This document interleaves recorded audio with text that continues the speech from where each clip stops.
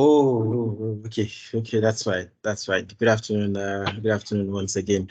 I want to start by appreciating everybody on this call for finding time to join us here today.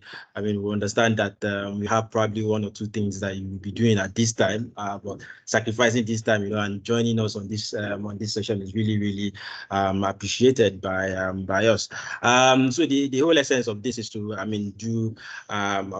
share knowledge, share ideas, and as well discuss around IT strategy, IT standard and strategy for 2024, which is basically directed towards CIOs, heads of ITs in different organizations, and things like that. Of course, we have a guest speaker who would be discussing this thoroughly, and she's got great expertise around these areas. So I'm going to start by introducing myself. My name is Hafiz Salisu. I work with Panoramic Synergy Enterprise, and we're a global IT and IT GRC service organization in Nigeria, Ghana, as well as in the UK. We've got several expertise, when it comes to IT and IT GRC services as it is. From our record, this will be webinar number 504, if I'm not mistaken. We've carried out several webinars, we've carried out several sessions, on different aspects of things, from cybersecurity to discussing management systems as it is, to discuss ERPs, to discussing things about solutions for cybersecurity and many, many other things. We're really, really delighted to be here to speak about IT standard strategy as well as roadmap for 2024. You agree with me that an organization cannot, prosper if you do not have a proper outline strategy that you want to adopt within your own business. And the whole essence of all of this today is to see how we could discuss how you could use IT strategies and standards in optimizing, your organizational processes and enhance, cybersecurity and maybe foster innovations, within your own establishment. Our guest speaker will be speaking a lot around these areas, and I have we had to do a lot to bring this speaker down to attend this to foster or to drive this session for us. I have the singular honor to introduce our speaker, who has got a lot of experience in these areas. For us, for me personally, I think she has got her competence level is like unconsciously competent, when it comes to all of this. She's got like about 25 years experience, when it comes to IT, when it comes to strategy, and of course she's got experience which matches her knowledge, and skill as it is. I would just like to hand over to Mrs.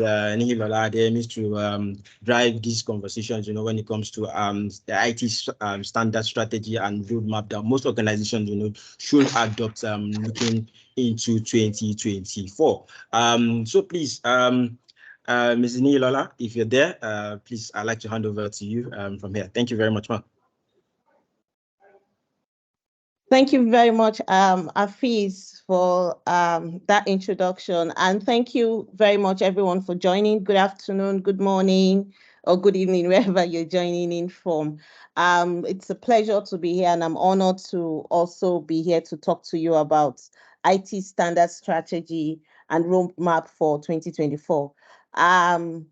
So to also leverage on what Hafiz had said, this is not basically for only CIOs, because we're going to talk about different standards, that pertains to different roles. So if you're not a CIO and you're here, don't feel left out. You're still going to learn a lot about what we'll share today. So I'll go quickly to the introduction. You'll probably be wondering, okay, so why do you want to know about IT standards? I'm probably just interested in the roadmap for 2024. Of course, 2024 is around the corner. Majority of the organizations will probably have had their retreat for 2024. Some are even planning to have the retreat for 2024. And for CIOs, for CTOs, for CROs, for even CFOs, most times you just say to yourself, when am I going to sleep with both eyes closed, But I mean, we're here to tell you that the standards will actually, if well implemented, would actually enable you to sleep with both eyes closed. And what are the standards? It's just like a guide, a framework to help you organize, your business processes in such a way that, you're secured. You can not only, play around your current vicinity, you can actually be local and also play standard, right? And it also gives you that assurance that, look, you can speak with authority to your customer to say, this is who we are, and they will take you for who you are, because these are international standards. These are not just standards that you find around, or just like best practice that are not validated, because these are usually validated, from international bodies. So I quickly move to GRC. I'm sure a lot of you have heard about GRC. Some of you are probably GRC manager or directors, or probably sit on the board, and you're GRC, and you're probably wondering, what's this GRC? And for those of you that don't even, have a clue of what it is, of course, GRC is governance, risk management, and compliance, and it's just the process that helps you to ensure that business processes, risk, compliance are being managed and are done rather, in a particular way, such that it will help you not only have a and it will not only help you increase market share, but it will also put you in that stage where, if you need to maybe have investors come into the business, or you need to take your business outside, maybe Africa, you would be in the right standing. It's actually meant for all organizations. And I always tell my clients that, look, you do not go into ISO standard, or you do not have ISO standards because you want to, conform to regulators, or you don't want to be fined by regulators. No, you actually are supposed to embark on that journey for yourself. You're supposed to embark on that journey so that you can have peace, so that you can, be in the right standing, so that you can also sell your product or services to your customers. And I mean, I would not want to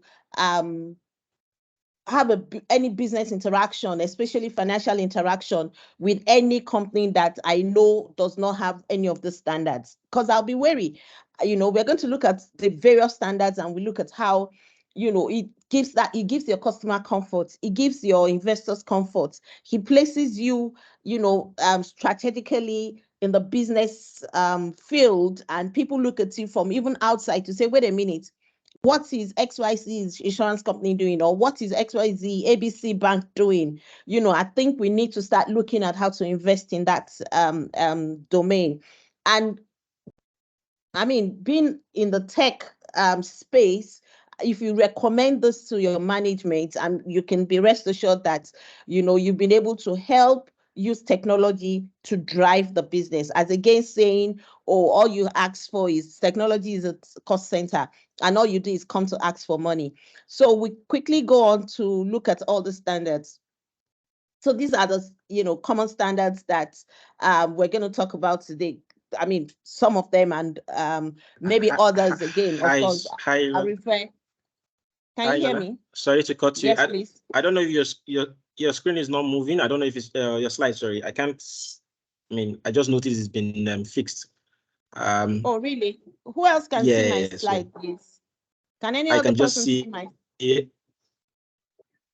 Yes, no. We can see. I can see your screen. I can just see IT standard strategy and roadmap, the first page. So I don't know if I can. 2024 IT standards roadmap. Yeah, I can't even Thank see. You. Hafiz, I think. Oh, really? I think it's your network, because majority can see 2024 IT standard roadmap. Yeah. Oh, I thought maybe you've been moving. Okay. I thought you've moved. I've actually moved, but people can see where I am. So I think it's your network. Okay, that's fine. Myself, I can't see anything too. I can't even see the slide.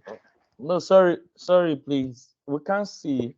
It's just the for the front page. Okay, just please, the can first you page show? is what we can It's see. not moving. It's not moving. Oh, really? Can you please show by raise of hand if you can see my screen? We can see the screen, but it's not moving. That's the thing. So if you can see 2024 IT standard roadmap, can you please raise your hand? Thank you. Okay, so a lot of people can see. Well, about 4 people can see, so I don't know what's going on. So if you can see what are standards and what they do, if you can see what are standards and what they do, can you please show by raise of hands?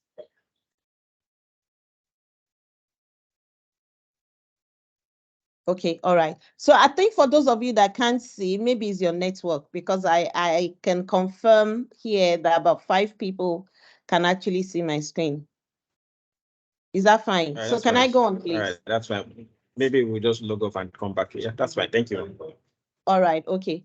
So again, I'm going to emphasize on what standards are. Like I said, do not want to have a standard for the fun of having the standard, or for regulatory purposes, or because you want to make noise in the market that you have a standard. You should actually look at it from the point of, I want to have a standard, or the organization needs to have the standard because we want to, have best practice, and also, have best processes on. And it will even give you, as a C-level person, rest of mind, right? Right now, we have about over 30,000 standards. I mean, like I said, they're guidelines, right?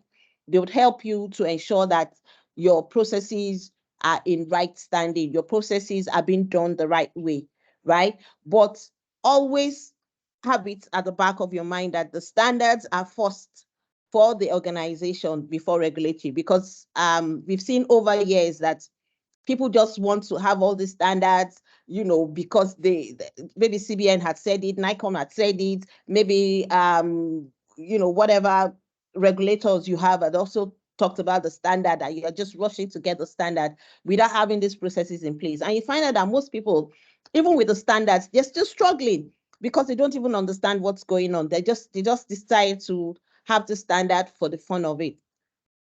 But this is not going to take us anywhere. So you need to have an understanding of the standard. You need to know your current, do your current assessment.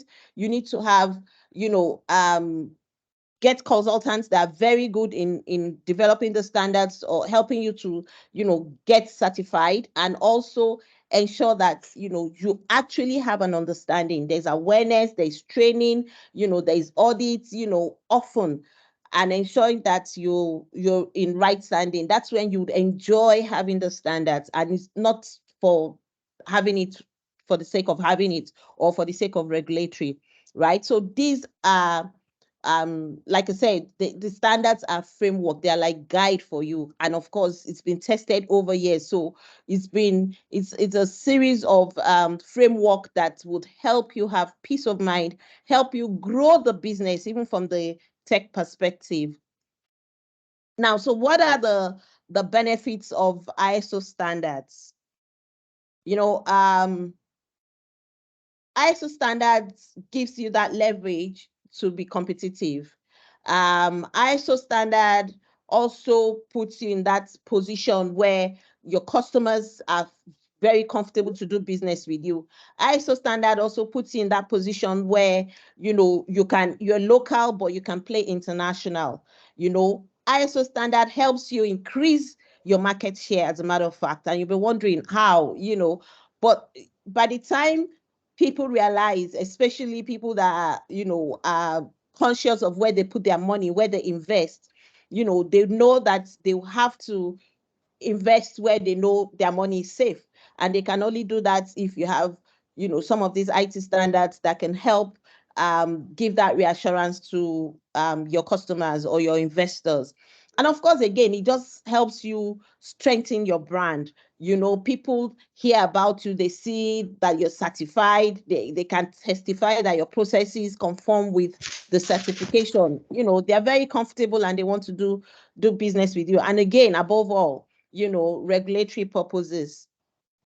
So we're going to move quickly to look at some of the few IT ISO standards, around the GRC. There's the ISO 20,000 that every organization must have. It's not only for banks or insurance companies or fintech. You need that IT service management, especially if you are a service company. You give service to customers, you have products, both internal and external. You need to have a IT service management standard, ISO 20,000 standard, I beg your pardon, which is IT service management. And of course, most times, when organizations want to develop these standards, they just say, oh, it's meant for IT. It's IT that needs to develop the standard and run with it. No, it's meant for the entire organization, right? And again, you also have the ISO 27001. The latest is a 2022 version, and that's information security. And what does it do? It just helps you, ensure that your data, where your data is, in the form that your data is, basically. So you need that as long as you take data from either internal or external. And there's no organization that doesn't run with data. Even if you want to say, oh, I don't, my product doesn't talk to anybody outside, it's just within, you're just assuming. But you take data from your employee. I mean, you collect their date of birth, the schools they've been to, and all of that. So there's no organization that does not work with data. And as such, if you work with data, there's need for you to have that ISO 27001. We're going to look deep into all the benefits of this ISO, one at a time, so you understand why you think you really need this ISO, or you need a particular ISO. Of course, ISO 22301 is for the business continuity. I wouldn't, even as an individual, want to do a business with you if you do not have a failover. If I know that, if I'm aware that if anything happens to my information or my data, there is no way you're going to recover from it. I won't put my money there. I won't put my insurance there. I won't want to have shares in your organization, right? So it's very important to, take this back to during your strategic meeting or during your management meeting, or when you have a board meeting, to let them understand the benefit of these ISO standards that we're going to share today. Again, there's the ISO 38500 that talks about the governance of IT. And also you have the one for payment, the 8583. I mean, you're taking my data from me, and the process data is open, so anybody can hijack it in between before it gets to the next person. Why would I want to do business with you? So I need to be sure that I have my data is covered. My information is not going to be out there. And of course, you have the one for software quality. You're probably like, oh no, we have developers, they just develop and that's it. And you need to ensure that whatever they're developing, the quality is fit enough for use.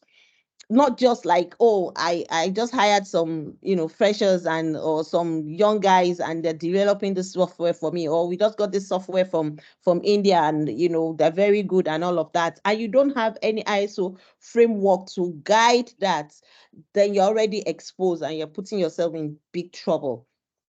And of course, there's a disaster recovery, and you're probably like, okay, Lola, you talked about the business recovery or business continuity. Now you're talking about disaster recovery, because there's this myth around, oh, disaster recovery is the same thing as business continuity. It's not. So business continuity is more of the enterprise. So you're saying if anything happens to our business in VI, can we work?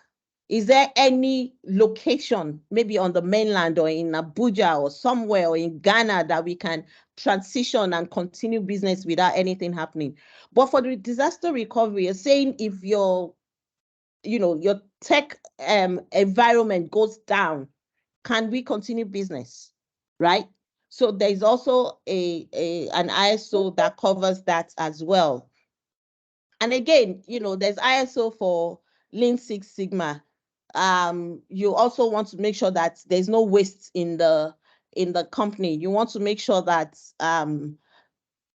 Sorry, Afis, can you please help me accept people so it doesn't, I don't get distracted. Thank you. So you want to make sure that there's no waste in the company. You want to make sure that the solution that you're using is just in time. You don't buy user license that is like for 100 and meanwhile it's just for 2 people, and because the vendor had told you, oh no, the standard is, or the minimum is 100, so you need to buy this 100 user license. So there's an ISO that guides that as well.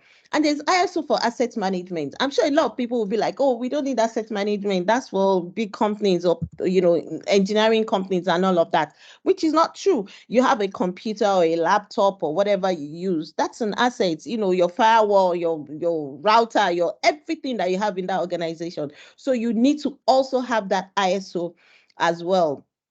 Supply chain ISO security. You're wondering, okay, so we don't do, this is not brewery. We don't do, delivery. We don't do, just look at your environment and pick the ISO that suits that environment or your business environment. And of course, you can always fall back to likes of PSC, the organizers of this webinar, to say, look, you guys are very great in this ISO.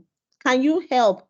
And I'm sure they probably do most of these things for you free of charge, to say, this is our business process. This is our business model. How can what ISO do you think we need to work with to help us, to position us, in that space where we are, or in our industry, so that we can increase market share and all of that? You have the privacy of information. You see, we've noticed that people just want to collect information. They just want to collect data. They don't even know what to do with the data. So I want to buy, assuming I'm going to use insurance again, I want to buy third-party insurance, right? And maybe the minimum data you need to collect is maybe my driver's license, my name, the particulars of the car, and all of that. And you're asking me to put maybe things like, what's your marital status? How many children do you have? What has that got to do with? So this ISO 2900 is saying, collect the minimum data you need to process that service or product. Don't collect data that you do not need, right? Then outsourcing. A lot of you probably have, areas where you have outsourced your processes. You say, you know what, we don't repair laptops or computers in-house. What we do is we just outsource it to a particular company that comes to fix it for us. Do you have an ISO? Is there a framework that is guiding that? Is there a standard to say that, look, this is how we do things when it comes to outsourcing? Even your deck, your DevOps, is it outsourced? Do you have a framework around that? So that's part of what we'll also look at. Then documentation as well. How do you do your documentation? Is that a DMS? Do you just put your documentation in a particular folder, and there's no framework guiding how the documentation should be shared, who should have information for what, or is it that it's just there? If anybody needs it, the person can go there. And again, the cyber security ISO, which is the ISO 27032. And you're wondering, okay, you just talked about information security 27001. So what's the difference between information security and the cyber security? So, you probably say, I don't think I need cybersecurity. I already have information security. You have your information out there. It's in the cyberspace, because you probably have a mobile app for the organization, or you probably have a web application, and you're saying, I don't need the 27,032. Of course you need it, because as long as you have your information, your product, your services out there, you need to also have these standards. So we're going to move quickly to talk more about this. So this is the 27,001, right? And I hope my screen is big enough. I hope you can see it. This is 27,001, and it covers every areas. Again, most times, or rather, there's this belief that when these ISOs are being developed, it's just for the IT guys. No, it has to come from the board. It has to come, there has to be management buy-in, so that everybody understands the greatest or the highest percentage of cybercrime, right, is social engineering. And it's because You don't carry people along when you're implementing all these ISOs, especially for 27001. You have a security man, you have the cleaners in your office. They don't even have a clue what this 27001 is all about. They don't even know that the organization is implementing an ISO standard, And so when they see a piece of paper that may be mistakenly dropped with some information in it, they just take that piece of paper and just trash it carelessly because they have no idea.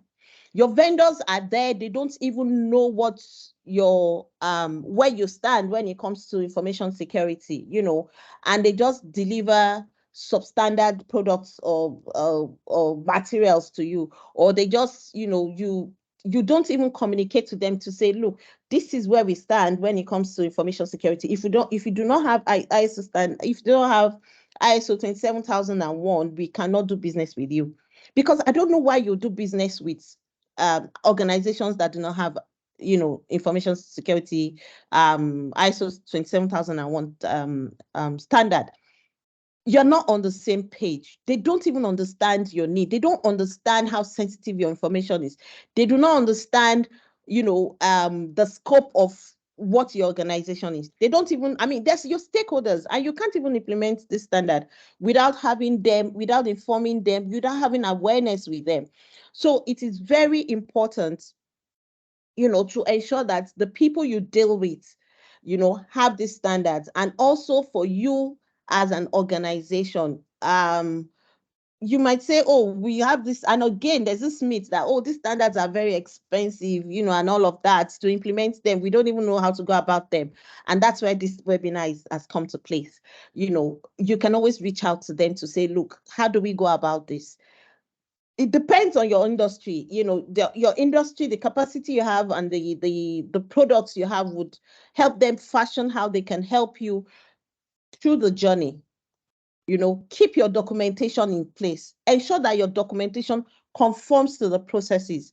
You don't have your standard and you're not practicing it, because you have the external body come to do an audit on your standard, and you have to ensure that every year you keep getting recertified.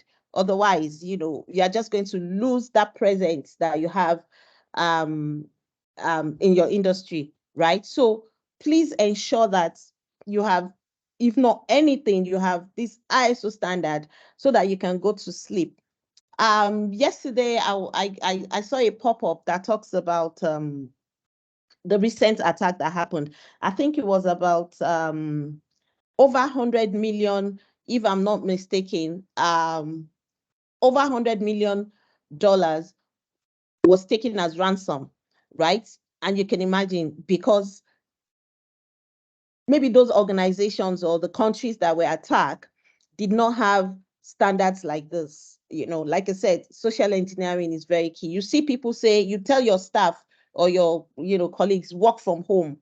Of course they're working from home, and maybe the person probably dropped the laptop and went somewhere, and before you know it, the child is playing with it. We can't erase that from happening. It's happened to me too several times, but you need to let them understand the significance of the information, the company's information that is on that laptop.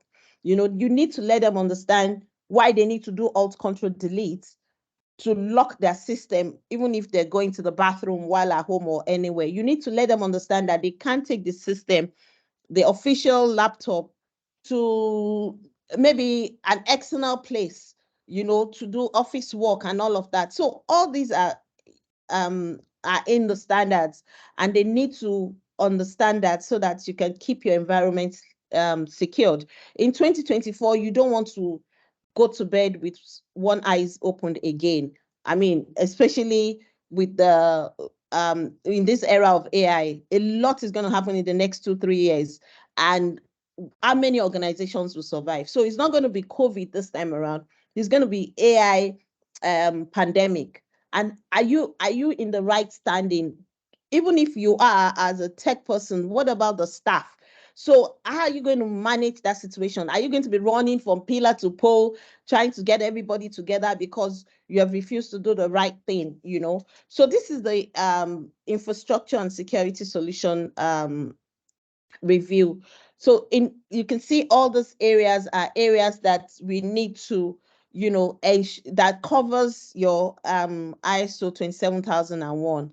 You have your directory management system where you say, look, who has access to this? Who should I give this access to? Some people would, they're probably on leave, you know, those are on the C-level, and there's an emergency in the organization. You know, you're giving your password and your username to your colleague to say, oh no, that's my right-hand person. I mean, practices like that would not happen if you have the standards in place. Again, the antivirus and the anti-malware is also, you know, covered in this standard. What endpoints do you have? You know, is it what's access do you have on your endpoints, and is it the default access? You know, have you changed your default? You see, even people still using I've had clients that are using what's it called now? You know, when you don't move to the professional, the professionals, what's the word now? The professional version, you know, they're still using the trial version. How can an organization be using the trial version and you don't want to be attacked? I'll tell you something. So you see, when attack happens, right? So assuming now, you know, ABC Bank got attacked and the news is out today, trust me, the attacker had done the job 6 months ago. Quote me anywhere. They don't just hit you and, you know, and you see it, or they send you a mail or whatever and say, look, you've been attacked, or they publish it, or you send it to your customer. No. So they take their time, have access into your environment, and sit back and watch everything you do. So you're clicking on your company's website, is going straight to their own domain, you know. They've cloned everything, they have access. Some of you, even your website, your password has probably expired. You know, so many things have expired, or is a default password. You've not changed anything, and you just feel, no, it's okay. Or you feel, oh, I'm the only one that has this password. So, you know, life is good. Some of you write passwords somewhere and say, look, there's so many passwords for different solutions. You know, I think I need to put it somewhere, and it's just there in your locker. You know, and maybe unfortunately one day you forgot the key to the locker somewhere, and like, oh no, my team, I trust my team. You shouldn't even trust yourself when it comes to tech, you know. So you need to ensure that you're being careful, because these guys will wait until when they're ready. That's when they probably block your what's it called, your website, or send a message, you know, to your customers to say XYZ has been attacked, and they'll be asking you for millions of dollars. And not even now that dollar is, God knows, almost 1,000 naira. How are you going to cope? What are you going to tell your organization? And they'll say, look, is that not why we hired you? But you need to let them understand, right? So it also covers, you know, ATP, asset management. I've talked about that, you know, and the list goes on. Disaster recoveries, even your CCTV. You know, you have your CCTVs over the IP. Oh, yes. You know, over there, is it secured? You're like, oh, everywhere there's CCTV. What if, like I said, social engineering, what if the person in charge of the security, the CCTV, compromises with someone else, you know, with the guy that is in charge of the data, or the guy that is in charge of your, you know, any think about it. There's a particular bank. I'm not going to mention the name of the bank. I had the CIO went away with the 4 billion naira or something. I mean, that was an inside job. And I keep saying, like, I mean, you know how we say it in Africa, if the wall is not open, the wall gecko can come in, right? Or the lizard can come in.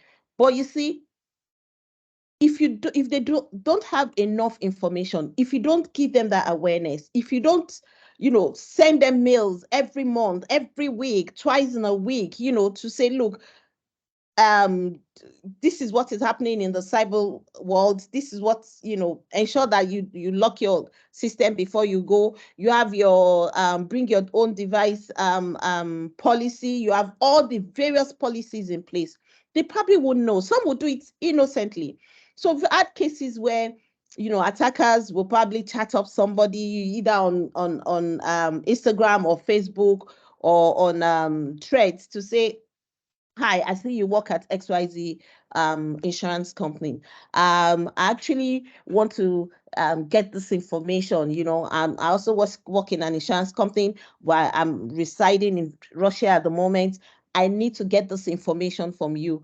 And the guy is like, "Okay, how do I get it?" Because the person had studied that particular individual, he knows the strength of the individual, maybe through LinkedIn and all the posts and all of that, who will say, "Okay, I know the knowledge this person has. So I'm going to ask this person for this data, and the person is probably a database administrator, but I'm going to ask for it in a way that the person would not understand." So the guy comes back to the Russia guy to say, "Look, I don't know how to retrieve this information." So, "Oh, I can help you. Just give me access. You watch me while I do it."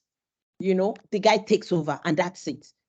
In some cases, the guy might say, "Okay, I'll give you VPN access." And with VPN, you don't even know what the guy is doing. But you just feel, "Oh, I have VPN access. I'm secured. I have firewall. I have, antivirus and all of that." And the guy takes over. Nothing happens for the next 6 months, 1 year. And you feel, "Oh, yes, you've just helped somebody." Meanwhile, the bank is bleeding. Even if it's just one naira, the guy is taking every second. Something that is so insignificant that you can't even notice, or maybe the guy is just putting in some malware, in your system and nobody notices, probably put it in the secretary system or, some stuff that are not very critical just to get a way to get into the system and relax. You know how octopus move? You go in and you now relax, and you start biting from different angles. So we need to ensure that we have, we're secured, we're covered. I'm going to run quickly because we're supposed to finish this in an hour. So there's also, like I talked about, the IT service management that is not only for IT departments. As long as there's products, the services, as long as there's buying and selling, as long as you're giving services to both internal and external customers, you need to establish an ISO 20000 standard in your organization. And it's not only meant for financial institution. You need to, this is just like the framework, that you need to establish. So I'm going to move quickly. And of course, the business continuity that I talked about, like I said, it just gives that comfort to say that if anything goes wrong, we can continue business as usual.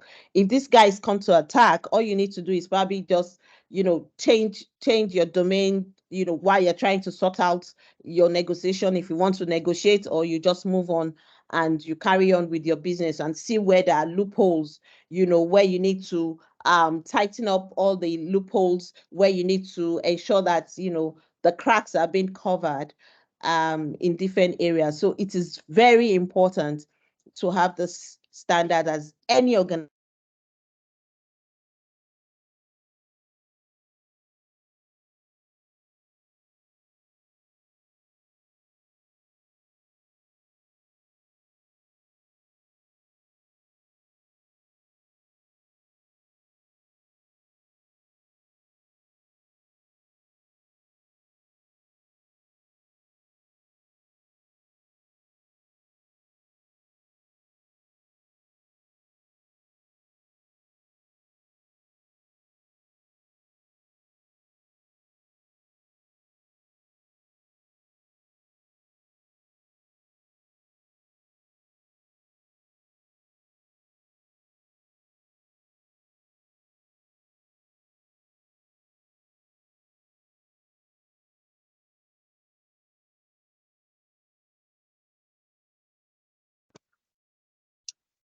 Hello, Lola. I can't hear you. Hello.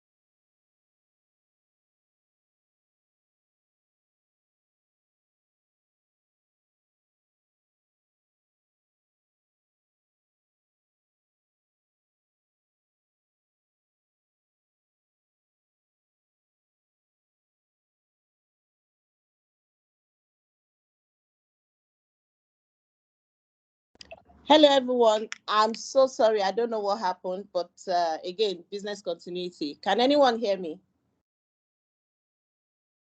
Hello? Yes, Lola. Okay, thank you so much. I don't know whatever happened to my laptop and my modem. Afiz, can you please help me share my, because I'm using my phone right now while I'm trying to connect with my system. Can you please let me share my screen? Share my presentation if you don't mind. So while we're waiting for him to share the presentation, are there questions so far?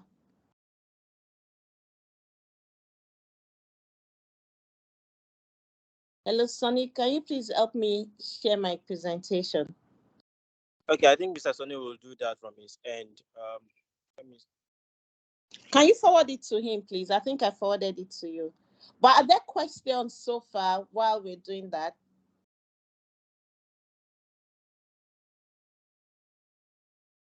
Okay, so if there are no questions, I'll keep talking while they're trying to share my screen. All right, so can you get the screen to share?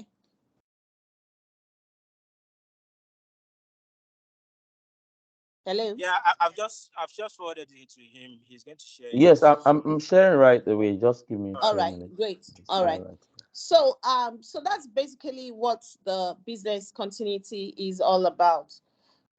So again, the ISO 27032 that talks about cybersecurity.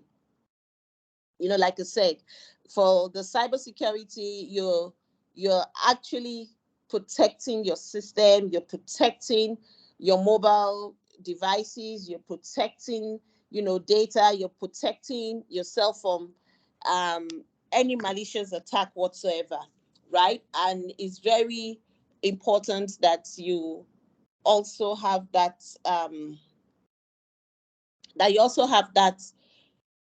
standard, within your organization. I think I'm in slide 14. All right. So slide 14, please. Thank you. Thank you so much. So it's very important that you have that, right, standard as well, and because of course it provides you that framework of,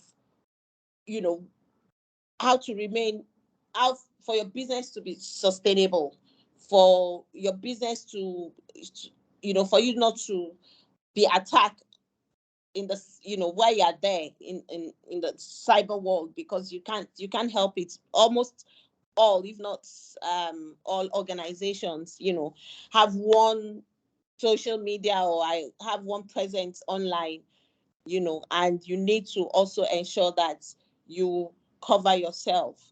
Now, this is a content and structure of the next slide, please, of ISO 27032.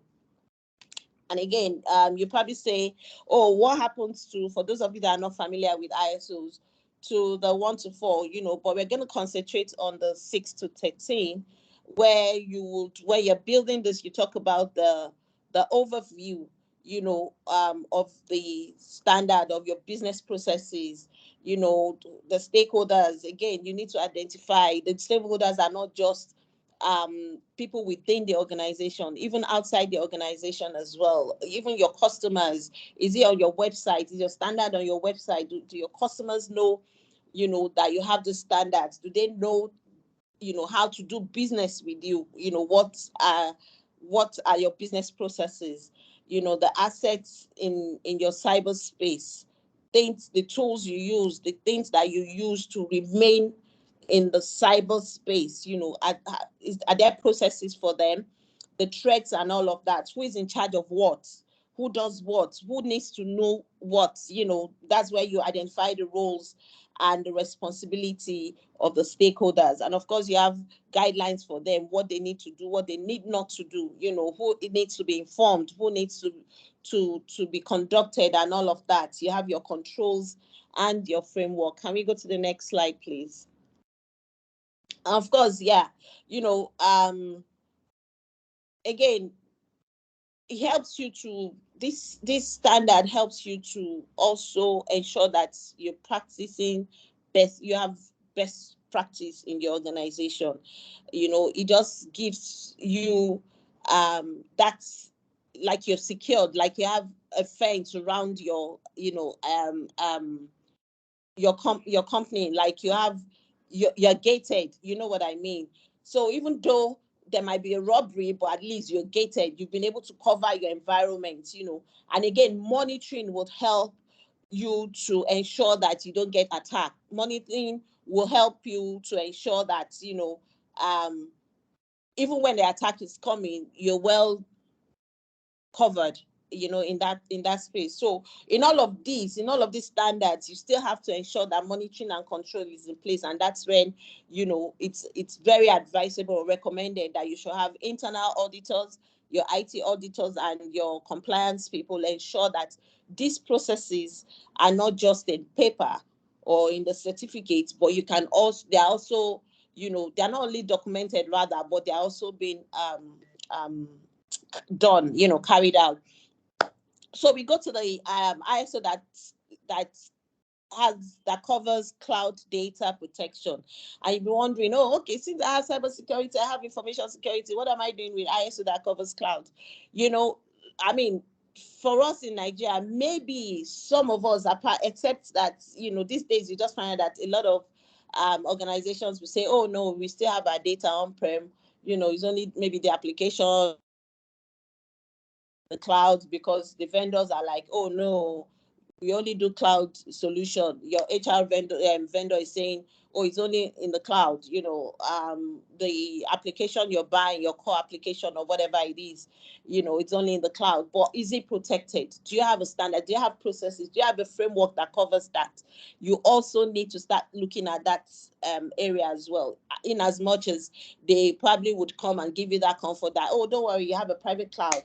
It's just for you. Nobody has access to it. Or you're in a shared tenant, but then again, you have to give us access before we can do anything for you. Or the security aspect of it is being outsourced and all of that. But do you have a framework that covers that? Do you have a standard to say this is how our business processes are and this is how we want to do things? We need to understand who has what access, And of course, like I said earlier, it ensures that you are guided, you have that gated environment around your cloud infrastructure. You also ensures that, there's compliance, your auditors would have to ensure that they audit your standards, audit your processes, not like it's just documented. Like I said, it's not only documented, but the processes have to be in place. And you also need to start looking at areas of, okay, what have we done wrong? Do you want to check it every quarter? Do you want to check it every month? How can we improve on it? What is going on and all of that? Can we move to the next slide? Sonny, please. Thank you. All right. Yeah, I've talked about cloud. I mean, can you move on to the next one? I didn't know you weren't following. The next one, please. The next slide, please. Thank you. Yeah. So again, risk management. I'm sure you probably say, oh, risk management has nothing to do with us. We are not in the financial space. It's okay. We can step back. There's no organization that does not need ISO 31000 because you are in a business that is giving out product or services or that is issuing out product or services. So there's no way there won't be risk. There's risk in every area. It just depends on, how you accept the risk. And you also need to identify the risk in your organization. Now, the risk in your organization is when you identify them, you need to also look for ways you can mitigate the risk to say, look, this risk we will not accept. As a bank, we would take every risk that has to do with theft, right?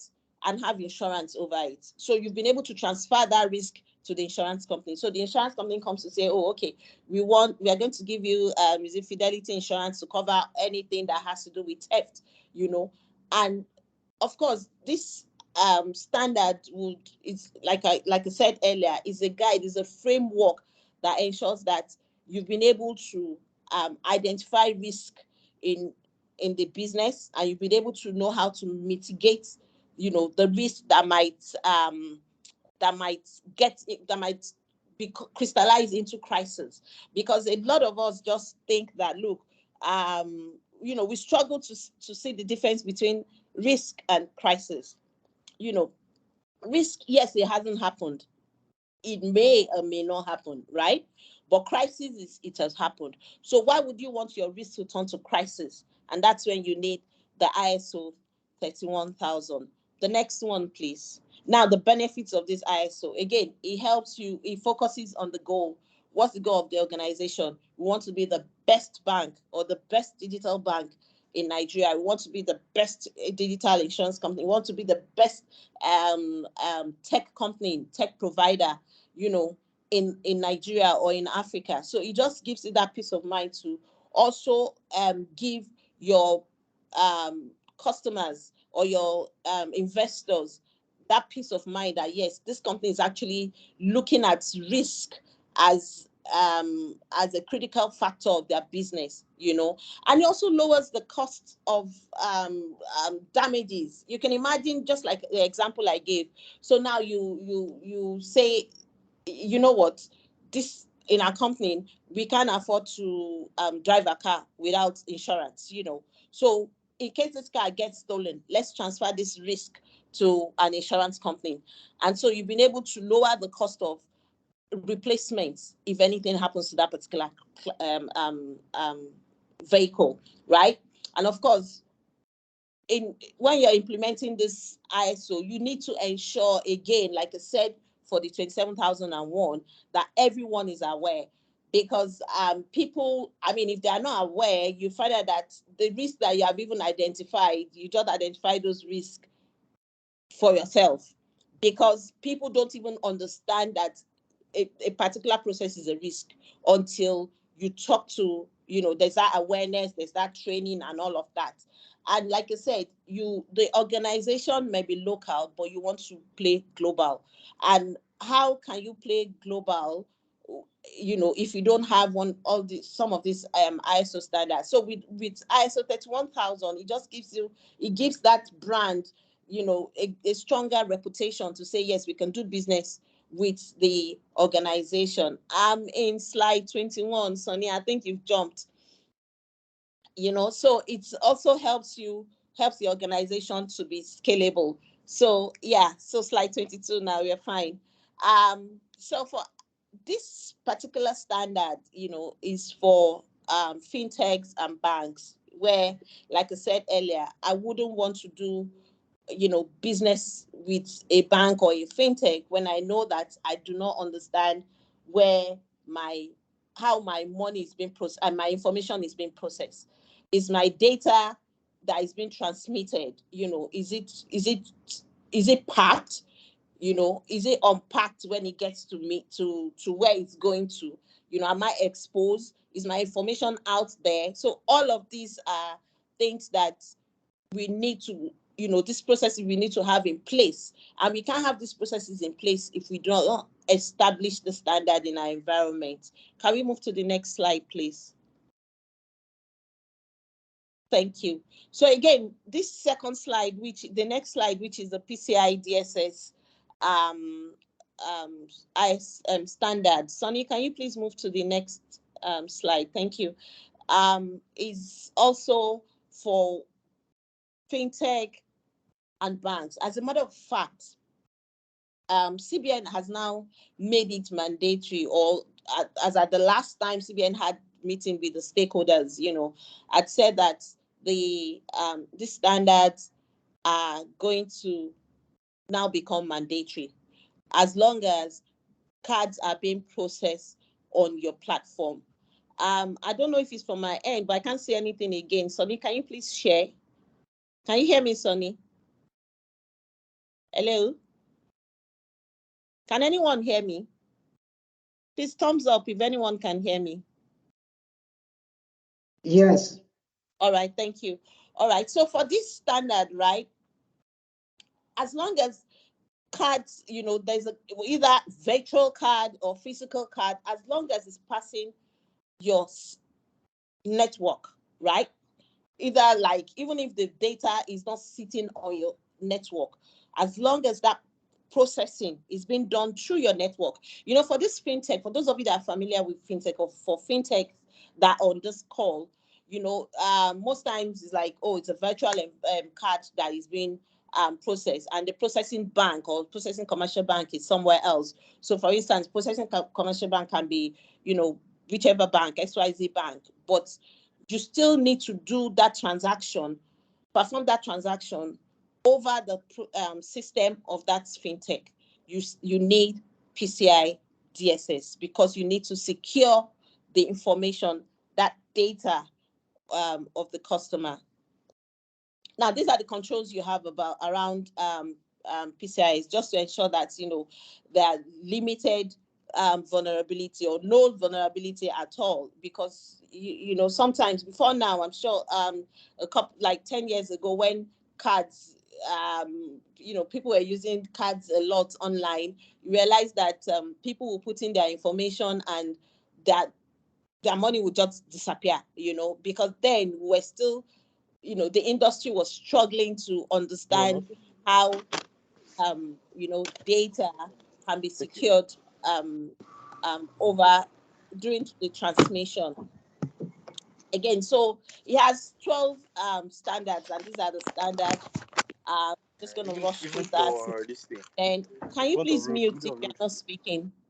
Chinedu, thank you. Can you please mute if you're not speaking? Thank you. Sonny, please mute. We're going to talk about COVID quickly. Is it locked? Is it locked? Chinedu, can you please mute? Thank you. Yeah, so we're going to talk about COVID quickly. Again, when you're going into 2024, you need to, when you're having your strategy session or whatever, you need to let, the board understands that, look, there's need to establish COVID in your environment, because it covers various processes in the organization.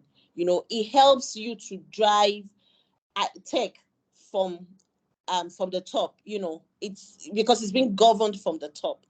You have executive buy-in.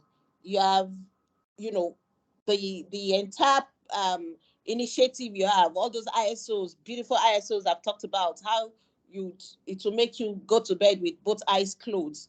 Cannot happen if you do not have, the executive buy-in, and that cuts across every department in the organization. So it's a must-have, no matter where you play, to ensure that you have COVID, being established in your environment. And of course, again, there's the enterprise architecture.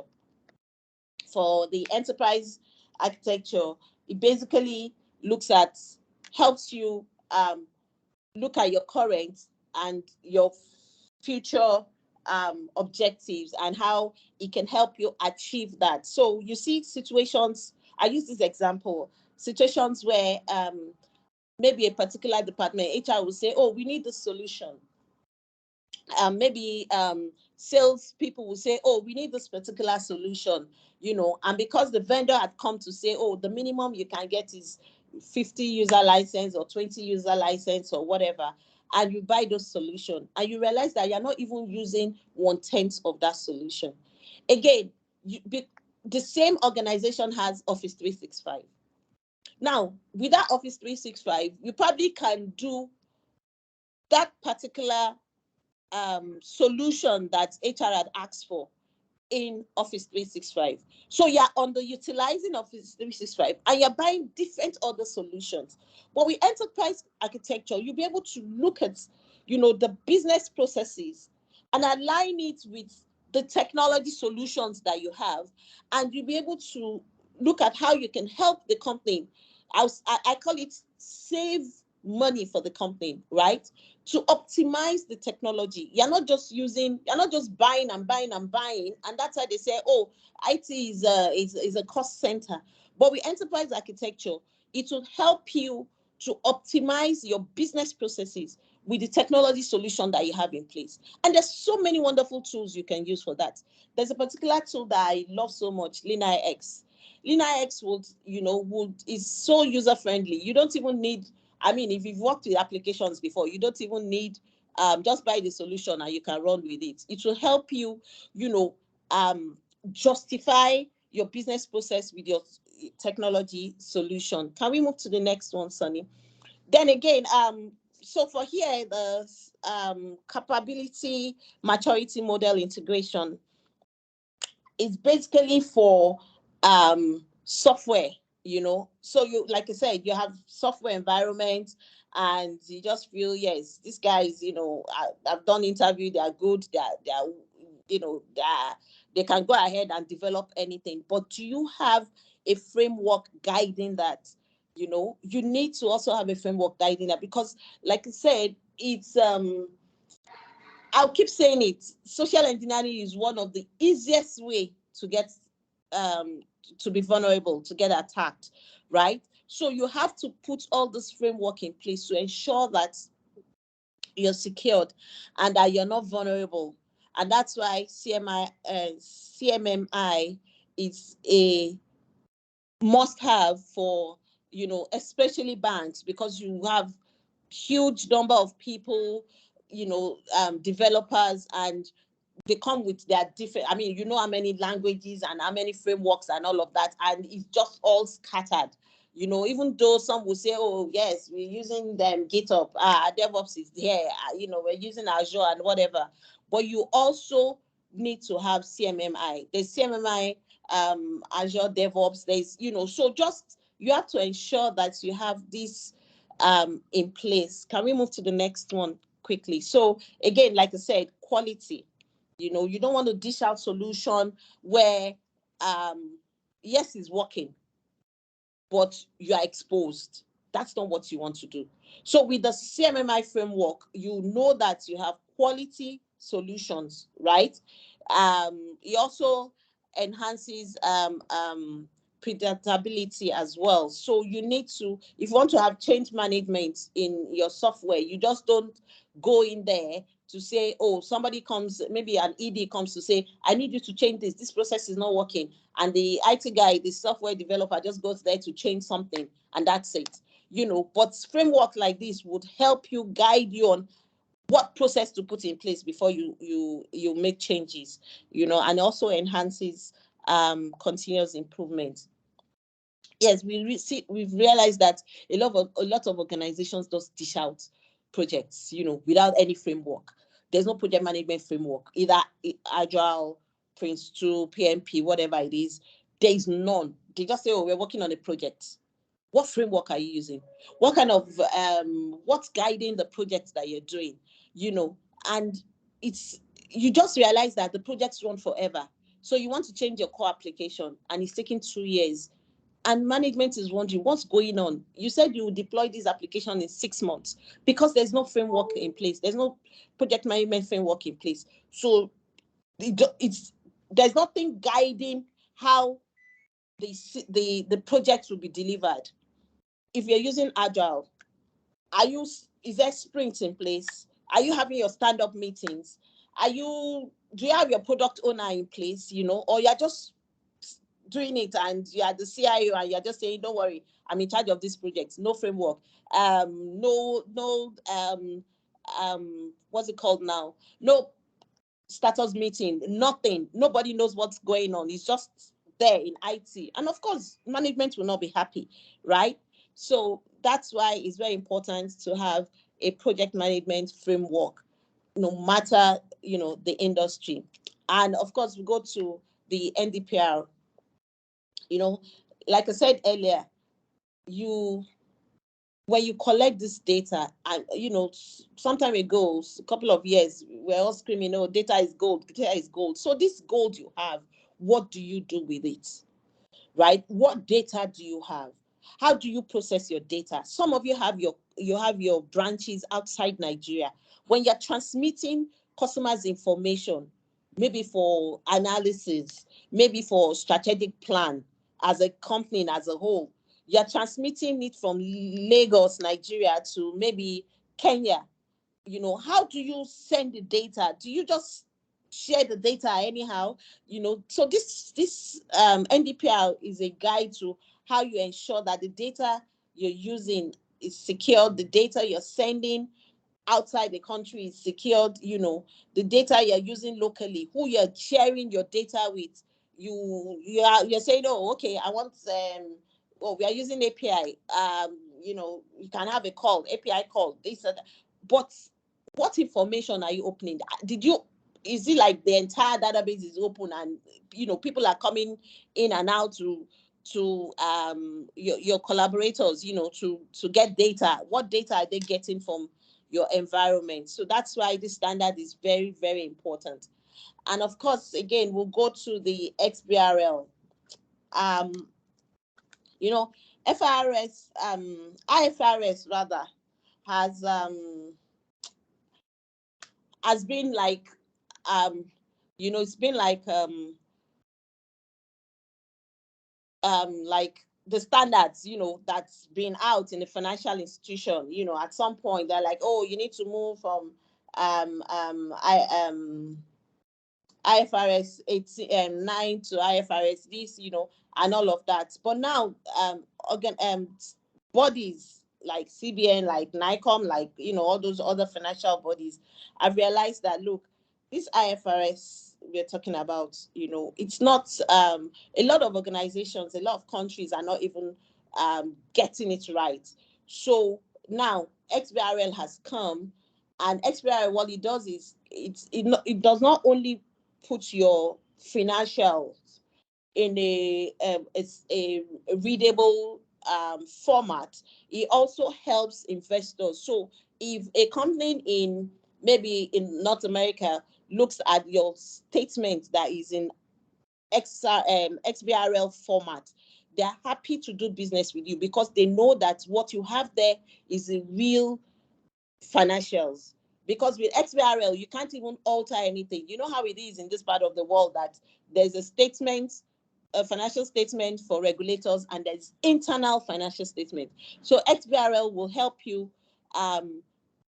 limitate all those loopholes, and it gives you that comfort to say, yes, we're right standing. This is our financials. Nothing can be removed, nothing can be added to it, because it's not like there's no human intervention in it. So basically that's what the XBRL is. So with all these standards that we've talked about, all these frameworks and all of that, you can imagine picking the one that is most applicable to your environment, to your industry, to your business. And again, like I said, that there are very critical ones here that you can't afford not to have. So it will help you to get into 2024. Rest assured that yes, you're covered to an extent, even though with all the standard there has to be continuous improvement, there has to be monitoring and control. Again, there are tools that you can use in doing that. AI is coming. AI is here. As a matter of fact, it's not coming. There are several AI tools. Bad for Google. You have ChatGPT, you have the co-pilots for Microsoft and all of that. Yes, at some point you want to integrate with all these tools, but are you secured? Do you have frameworks in different areas of the business that would help you, be in right standing, that would not put you in that space where you're vulnerable, right? That's why this webinar is just to give you that eye opener, to say you need to be right standing. You need to be, while you're local, you need to play global. And there are people like PSC has organized this webinar to show you that, look, these resources are available in-house. Again, you might say, oh, in the event of this JAPA, I don't even have people that can help me, when I establish this standards. Who is going to help me do the monitoring? You've talked about monitoring and control and all of that. This can also be outsourced. So you can say, my GRC, I want to outsource it to you, PSC. Please help me with this process. And you know that that area, if it's going to be the risk, that area is covered. If it's going to be the 27,001, that area is covered, right? And of course, there will be continuous awareness, training, and all of that. You can even have talk to PSC to say, look, I need for these frameworks, for this GRC, I need a particular, or I need a resource that can stand in. That will be part of whatever package you're going to give them, that will stand in to help drive these processes while I face other things that has to do with tech and helping enhancing the business. Because whether you like it or not, people will continue to japa. And you might think you have 100 team right now in IT, but trust me, by January, you probably have to come back to say, Lola, you were right. Please, can I get contact of PSC? Because people would leave, right? So while you don't want to be in that position in January, start making that move now. September is just in the next couple of hours. Start looking at these areas, put your thoughts together. Like I said, if you need help in putting your thoughts together or how to approach the board, you can contact the PSC. We can, as a matter of fact, help you do like a free scan on your website. Even check to see whether you're vulnerable, whether you're in right standing. I'm sure a lot of you would probably come back to say, wait a minute, what's going on? How can you help? So with this, I hope you're convinced, to start looking at your business in another perspective come 2024. Thank you very much, everyone. Thanks for listening. So question and answer. Over to you, Sonny.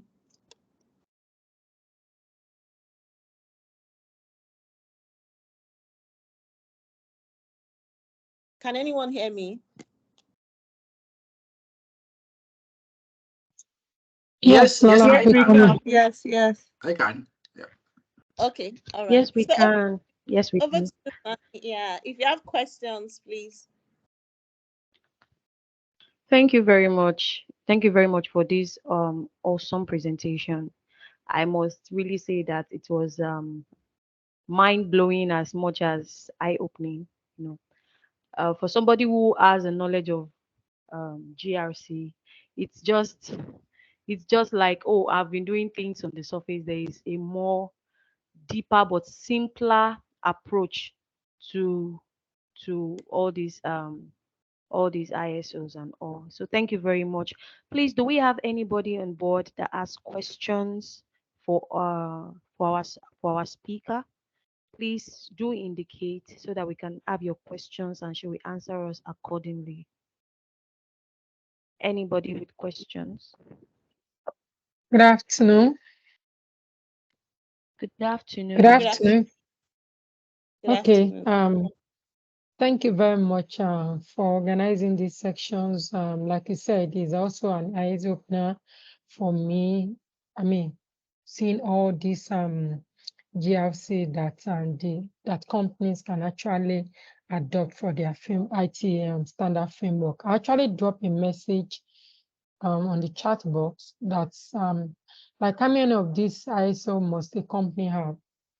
That's one. Then is it possible for company to do a bit of this, or we have to contact you guys to come in to evaluate what we have before you cannot propose which one suits our own environment? Those are my two questions. Thank you very much. For the sake of privacy, I would not ask your company name, but can you tell us what industry that you're in? Is it financial services? Okay, we are actually a software development company.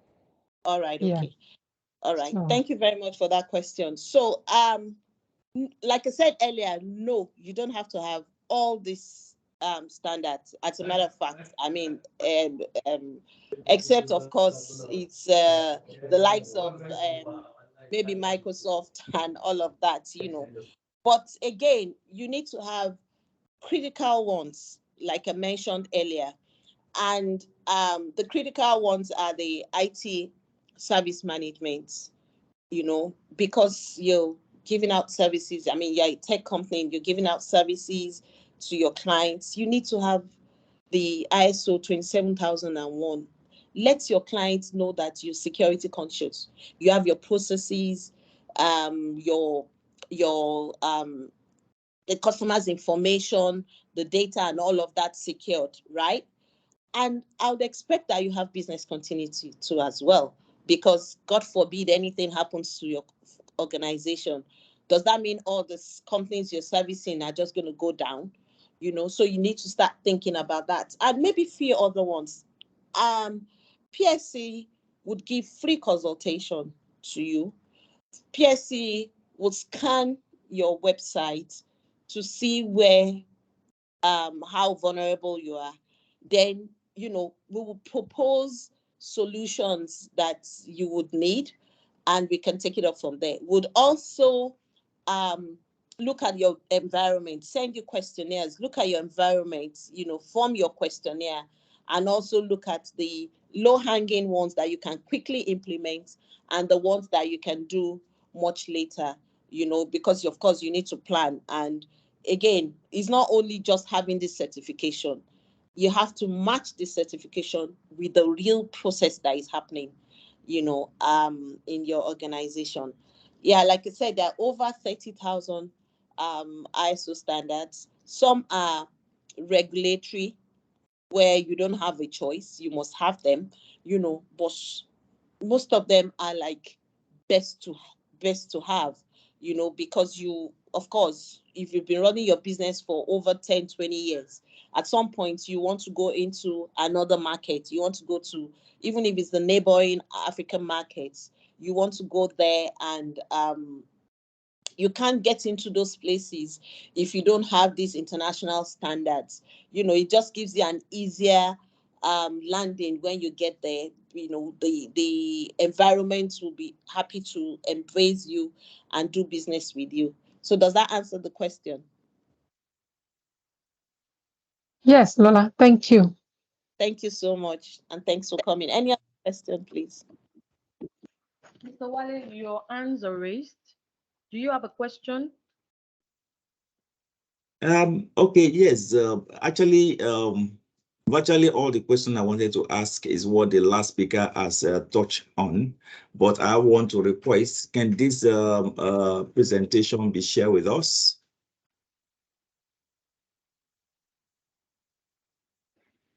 Deborah. Thank you, Mr. Wale, for that question. Deborah. Yes, of course. The presentation can be shared with we will be shared with every participant. That is why it is important that your details are with us, which I believe everyone on this call, we have your details, else hence the way you got the link to this event, to this webinar. So definitely the slides, the presentation recording will be sent to everybody via your email. Is that good? Is that cool by you, Mr. Wale?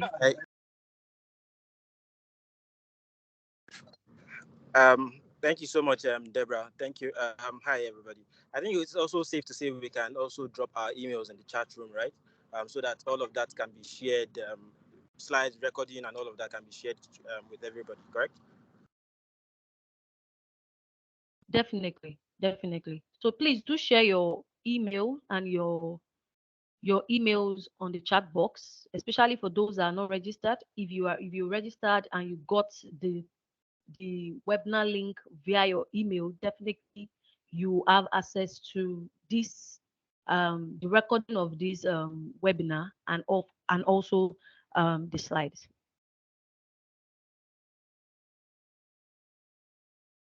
So please do drop your, as I'm talking right now, kindly drop your email. Everybody, please, let's do that. Kindly drop your email on the chat box. Do we have any other questions?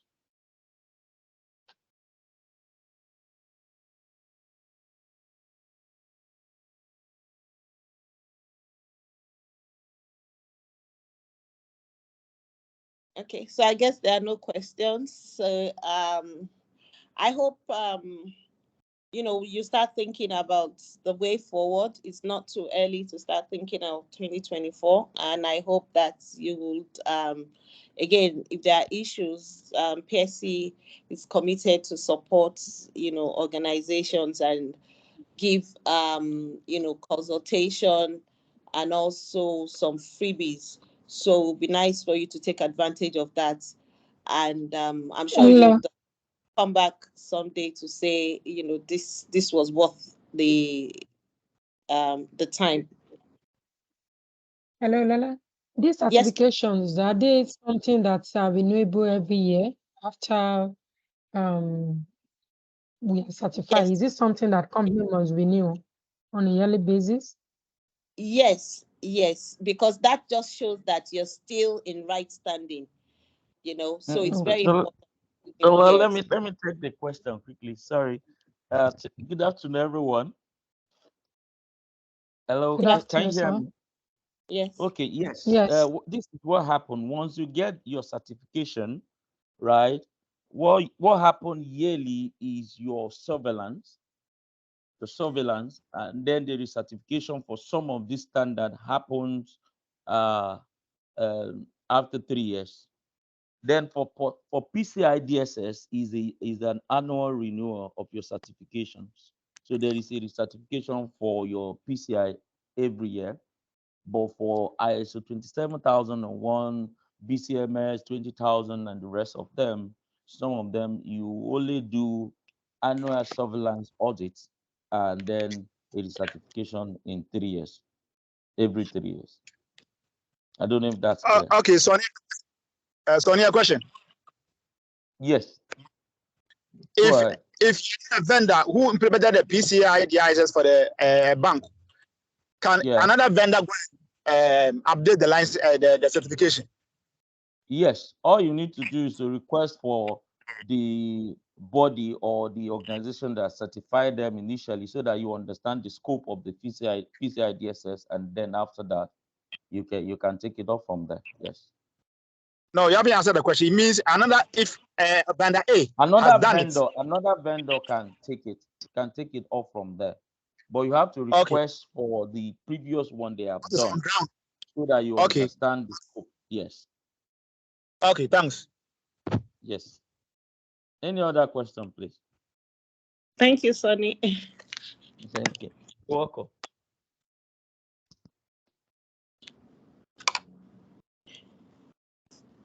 Okay, so if there are no other questions, I'm hoping that you'd, when you get the presentation, you'd also contact PSC on areas where you can get support. You can also use that, especially for the tech companies on this call. You can use that to negotiate for businesses next year, to show your customers that you're certified in certain areas. I'm sure bigger entities would like to do business with you when they realize that. So thank you very much, everyone. Yeah, thank you, Lola. Thank Thank you, you very everyone. much. Thank you for your time. Thank you, Lola. Yes, Thank thank you. you. Thank you, Thank you ma'am. so Thank you, much, Lola. everyone, for Thank you, ma'am. for, for joining this webinar. It's indeed it has been indeed an awesome experience. Please do note again, once again, that this is Panoramic Synergy Enterprise, and we are readily available and one call away from any of your for any consultation. And also, please do note that we have a Microsoft training ongoing for people who are interested in understanding the pros and cons of using cloud computing services, and also software as a service cloud model. This training started in the month of July, and we have done the one for August, and the one for September is fast approaching, which is the 14th of September. And we will be having a training on Microsoft 365 fundamentals. Talk about security, compliance, privacy, trust, and everything that has to do with Microsoft subscriptions, licenses, billings, and support.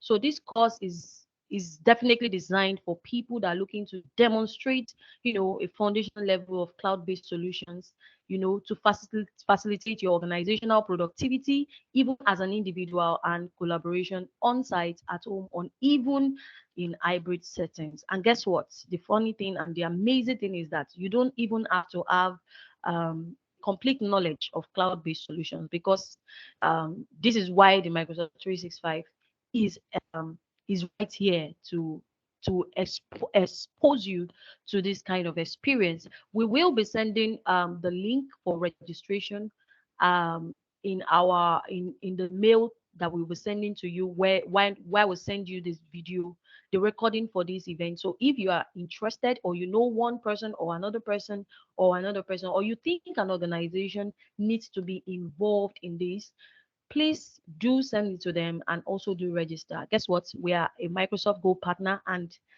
we are anticipating to have you around on the 14th of September. Thank you very much. Thank you. Thank you. That's another freebies, eh? Thank you. So in the absence of no other agenda, I believe it's good to call it a day. Mr. Sonny? Yes, absolutely, Debbie. It's been a long day. Thank you, everyone on the call. Thank you. We are doing a lot of Thank free you, assessment everyone. for these standards. So call on us and we will help you. And then most of them are absolutely free. Thank you. Thank you. Thank you, PSC. That's amazing. Thank you for the free. Thank you very much. Bye. Bye. Bye. Have a lovely day, everyone. Yeah, you too. Bye. Thank you, bye. Thank you. Thank you, everybody. Thank you.